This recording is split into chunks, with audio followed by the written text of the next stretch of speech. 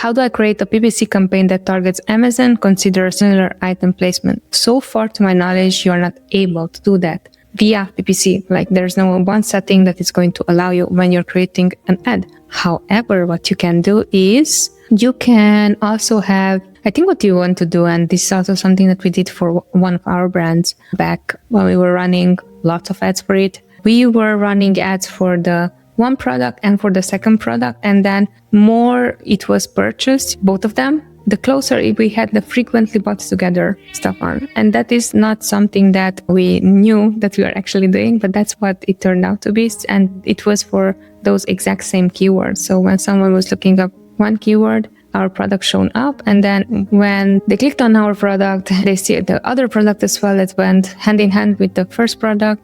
They bought both of them together, and then we got to frequently batch, so it was next to each other.